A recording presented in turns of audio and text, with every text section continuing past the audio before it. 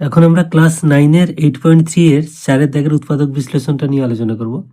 তো এই অঙ্কটা অনেকটাই সহজ আছে, কারণ ডাইরেক্ট সূত্র প্রায় দেওয়া আছে এখানে। তো এখানে 1/8 a কিউ, যেহেতু কিউবের ফর্মুলাতে আছে, তাহলে আমাদের এই 8কে 2-এর কিউব করে নিতে হবে শুধু।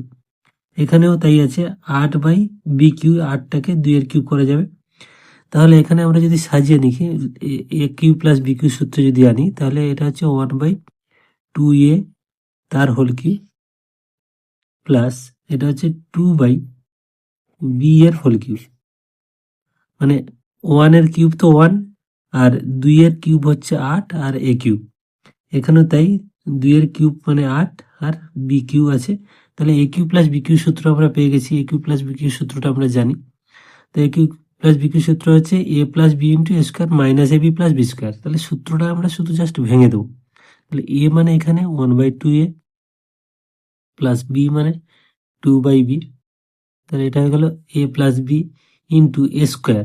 এ স্কোয়ার মানে কি, এখানে 1/2a তার whole square minus a B.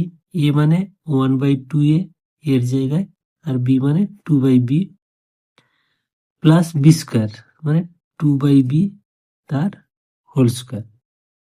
তাহলে এটা আমরা জাস্ট সূত্রটাকে ভেঙে দিলাম। এইবারে পরের লাইনটা আমরা একটু সাজিয়ে লিখবো এটাকে। তাহলে এখানে যা ছিল তাই আছে 1/2a প্লাস 2/b, আর এখানে হচ্ছে 1/2 এর হোল স্কোয়ার মানে 1/2 এর হোল স্কোয়ার মানে 4, আর a স্কোয়ার মানে 4 স্কোয়ার মাইনাস, এখানে দেখো 2 2 কেটে যাচ্ছে, তাহলে থাকছে 1/ab, আর এখানে থাকছে প্লাস 2 স্কোয়ার হচ্ছে 4, 4/b স্কোয়ার।